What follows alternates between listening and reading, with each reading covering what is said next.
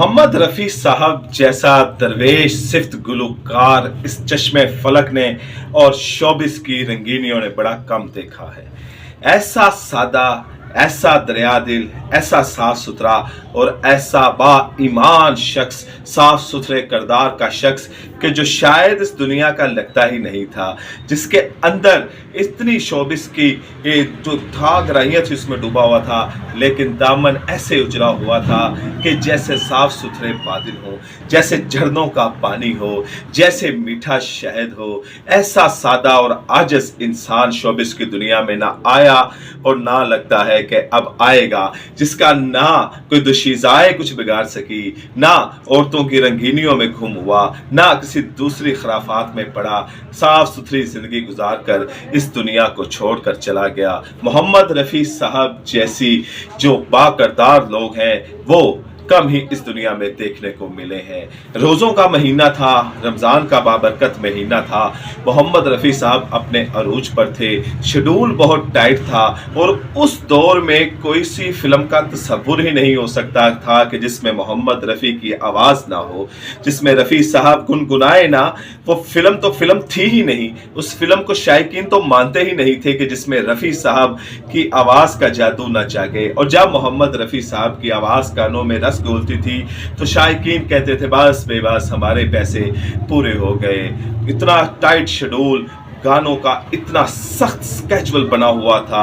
मोहम्मद रफ़ी साहब यक्के बाद दीगरे गाने गा रहे थे और गाने गाने से पहले रीटेक्स, उसके बाद रिहर्सल और उसके बाद और बहुत सी चीज़ें। लेकिन मोहम्मद रफ़ी साहब रोज़ा नहीं छोड़ते थे, वो रोज़े रखते थे, सहरी खाते थे।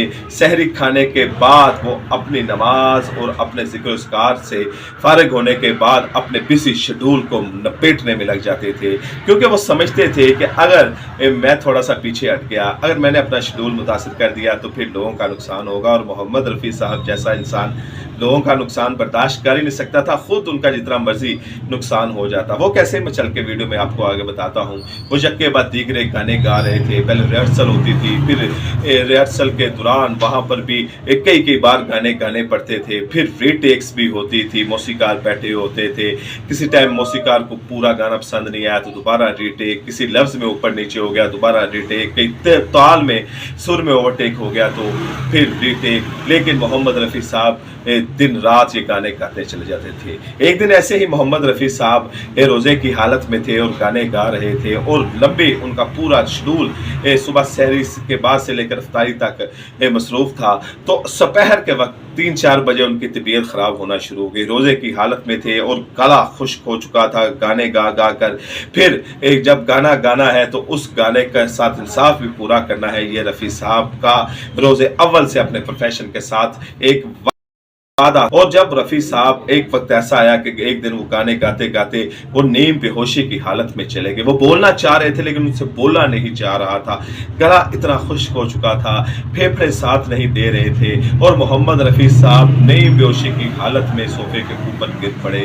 वहाँ पर लोग पानी लेकर दौड़े, कुछ जूस लेकर दौड़ा और कहा कि रफ़ी साहब आप ये पी लीजिए। तो रफ़ी साहब ने हाथ से इशारा किया और कहा कि मेरा रोज़ा है, मैं ये नहीं खा पी सकता। कहने वालों ने ये भी कहा कि रफ़ी साहब आपकी तबीयत बिगड़ जाएगी, अगर रोज़ा अफ्तार होने में टाइम है तो आप थोड़ा सा कुछ खा पी लें, लगता है आपका शुगर लेवल लो हो रहा है, सारा दिन की आपने मेहनत की। तो रफ़ी साहब ने कहा नहीं, मैं रोज़ा नहीं तोड़ूंगा, मैं इसी हालत में ही हूँ और मैं अफ्तारी के वक्त ही खाऊं पीऊंगा। और यही कुछ हुआ।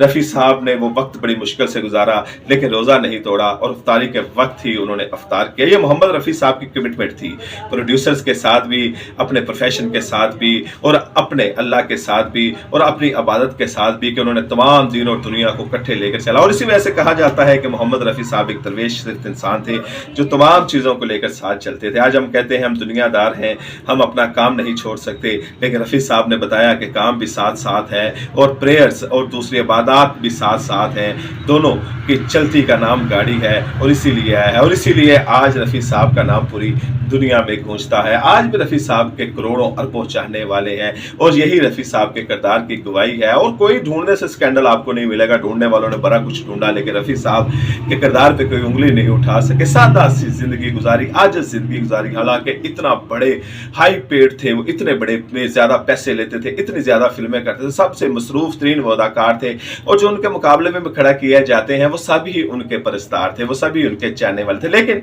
कंपटीशन होता है, पंजाबी में कहते हैं कि जिहड़ियां पींगा ने ना बोर्ड थले ही पैंदियां ने, तो बड़ों के साथ मुकाबला करने के लिए, अपने इनके बराबर लाने के लिए बंदा तो दो करता है, कोशिश करता है, और ये एक प्रोफेशन का कंपटीशन होता है। लेकिन मोहम्मद रफ़ी साहब का कंपटीटर कोई नहीं था, सब उन जैसा ही बनना चाहते थे, और जो मोहम्मद रफ़ी के साहब के बाद भी हिट हुए, उन्होंने मोहम्मद रफ़ी साहब को ही बेचा है। आपसे मुलाकात होगी अगली वीडियो में।